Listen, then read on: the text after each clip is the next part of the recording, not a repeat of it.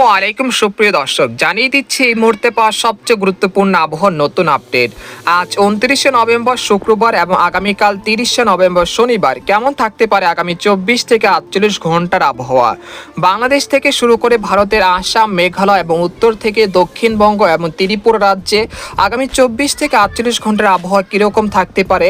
এছাড়া বঙ্গোপসাগরের বুকে তৈরি হতে যাচ্ছে শক্তিশালী ঘূর্ণিঝড় ফেঞ্জাল, যার ফলে আগামী 48 ঘন্টার মধ্যে দক্ষিণবঙ্গের পশ্চিমবঙ্গের একাধিক জেলা, সেই সাথে খুলনা, বরিশাল, চট্টগ্রাম বিভাগের কিছু কিছু জেলায় বিক্ষিপ্ত আকারে বৃষ্টি বা বজ্র সহ বৃষ্টিপাতের সম্ভাবনা রয়েছে। এছাড়া আগামী ডিসেম্বর মাসের শেষ দিকে একটি শৈত্যপ্রবাহের আশঙ্কা রয়েছে।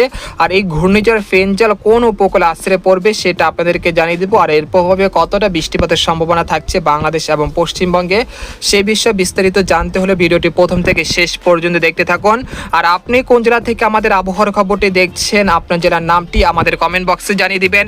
আর সবার আগে সবার প্রথম সঠিক আবহাওয়ার খবর জানতে আমাদের চ্যানেলটিকে সাবস্ক্রাইব করে রাখুন। এবার জেনে নেওয়া যাক এক নজরে। বন্ধুরা, এই পর্যায়ে আমরা সরাসরি আপনাদেরকে সংক্ষিপ্তভাবে যে জেলাগুলোতে বৃষ্টিপাতের সম্ভাবনা রয়েছে, যে ঘূর্ণিঝড়টি তৈরি হয়েছে এবং এই ঘূর্ণিঝড়টি বাংলাদেশে আঘাত হানবে না, এটি ভারতের তামিলনাড়ু এবং চেরাপুঞ্জির দিকে আঘাত হানবে। তবে এর প্রভাবে বা এর অগ্রভাগের যে প্রভাবটি রয়েছে তার প্রভাবে দেশের দুই এক স্থানে খুব সামান্য বৃষ্টিপাতের সম্ভাবনা থাকছে। তবে এই ঘূর্ণিঝড় থেকে মুক্ত রয়েছে রংপুর, রাজশাহী, ময়মনসিংহ, সিলেট এই অঞ্চলগুলোতে বৃষ্টি বা ভারী বৃষ্টিপাতের সম্ভাবনা নেই। তবে ঢাকা এবং খুলনা, বরিশাল বিভাগে দুই এক স্থানে হালকা গুঁড়ি গুঁড়ি বৃষ্টিপাতের সম্ভাবনা রয়েছে। তবে এই বৃষ্টিতে যে শীতকালীন সবজি রয়েছে সেখানে কোনো ক্ষতির আশঙ্কা নেই ইনশাল্লাহ। তো আপনারা দেখতে পাচ্ছেন যে আগামী 24 থেকে 38 ঘন্টার মধ্যে সর্বোচ্চ বৃষ্টিপাত থাকতে পারে সাতক্ষীরা, তারপর হচ্ছে তালা, তারপর হচ্ছে ডুমুরিয়া, খুলনা, তারপর হচ্ছে এখানে রয়েছে বাগবাজার, তারপর হচ্ছে কালীগঞ্জ, শ্যামনগর, তারপর হচ্ছে সুন্দরবন, মংলা, তারপর যে বাগেরহাট, তারপর রয়েছে কালিয়া, তারপর হচ্ছে নড়াইল, এখানে রয়েছে যশোর, চুয়াডাঙ্গা, তারপর রয়েছে ডুমুরিয়া, তারপর হচ্ছে মেহেরপুর। এই অঞ্চলে দুই এক স্থানে হালকা গুঁড়ি গুঁড়ি বৃষ্টিপাতের সম্ভাবনা থাকছে। তবে সর্বোচ্চ বৃষ্টিপাত থাকতে পারে সাতক্ষীরা এবং সুন্দরবনের উপকূলে। এই অঞ্চলগুলোতে প্রায় 15 মিলিমিটার পর্যন্ত বিক্ষিপ্ত আকারে হালকা মাঝারি বৃষ্টিপাত হতে পারে। আর এখানে দেখতে পাচ্ছি বরিশাল বিভাগের বরিশাল, কাউখালী, জয়নগর, বাগেরহাট, টঙ্গিপাড়া, তারপর হচ্ছে মাঠবাড়িয়া, মিরহাজিগঞ্জ, তারপর হচ্ছে বুরহুদ্দিন, লালমোহন এই অঞ্চলগুলোতে হালকা গুঁড়ি গুঁড়ি বৃষ্টিপাতের সম্ভাবনা রয়েছে আগামী 24 ঘন্টার মধ্যে, অর্থাৎ এখন থেকে শনিবার রাত পর্যন্ত এই বৃষ্টিপাতের সম্ভাবনা রয়েছে।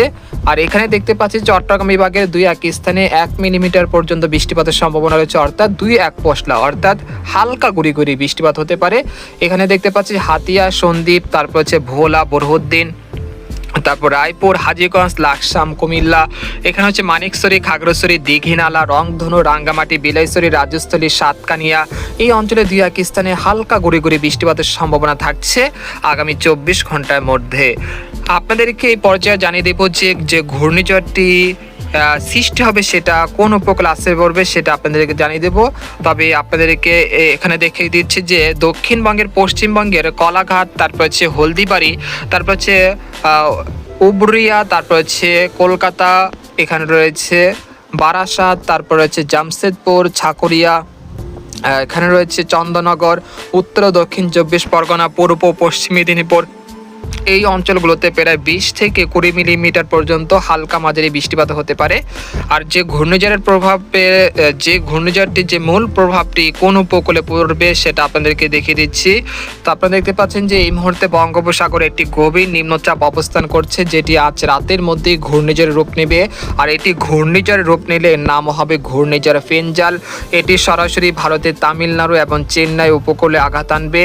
আর এর যে অগ্রভাগের যে মেঘগুলো সৃষ্টি হবে এর প্রভাবে বাংলাদেশের খুলনা, বরিশাল, চট্টগ্রাম এবং দক্ষিণবঙ্গের কলকাতা সংলগ্ন যে জেলাগুলো রয়েছে সেখানে হালকা গুঁড়ি গুঁড়ি বৃষ্টিপাতের সম্ভাবনা থাকবে এবং মেঘলা আকাশ থাকতে পারে।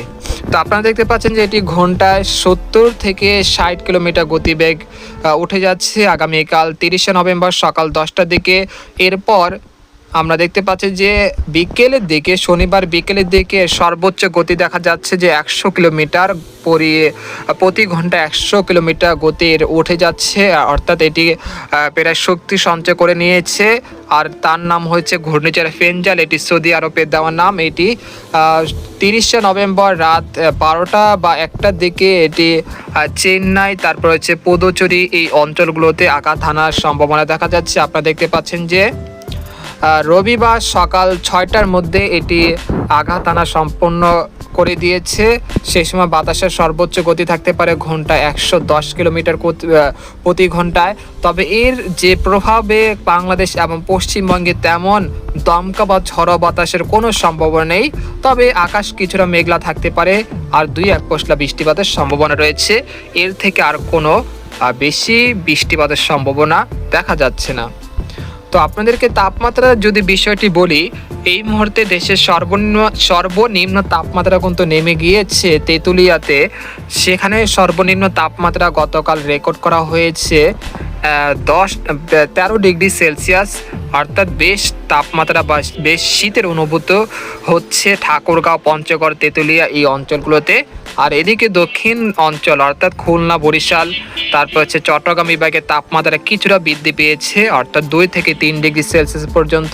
এর মূল কারণ হলো আকাশে যে মেঘগুলো রয়েছে সেই মেঘের কারণে কিন্তু তাপমাত্রা বৃদ্ধি পেতে শুরু করেছে। তবে এই যে তাপমাত্রা নেমেছে সেটা আগামী 4 ডিসেম্বর পর্যন্ত থাকতে পারে। এরপর 5 ডিসেম্বর থেকে সারা দেশে সর্বনিম্ন তাপমাত্রা অনেকটাই কমে যেতে পারে। সেখানে সর্বনিম্ন তাপমাত্রা নেমে যেতে পারে প্রায় 13 ডিগ্রি সেলসিয়াসের আশেপাশে। আর রংপুর বিভাগে সর্বনিম্ন তাপমাত্রা থাকতে পারে 11 ডিগ্রি সেলসিয়াসের আশেপাশে।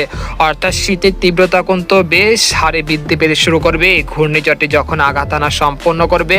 আর এটি পুরোপুরি যখন শেষ হয়ে যাবে তখন কিন্তু বাংলাদেশ এবং পশ্চিমবঙ্গে ঝাঁকি ঠান্ডার অনুভূত প্রকাশ করতে পারে। অর্থাৎ এই ছিল আজকের আবহাওয়ার খবর। তো আজকের মতো এখানে বিদায় নিলাম। সবাই ভালো থাকবেন, সুস্থ থাকবেন। আল্লাহ হাফেজ।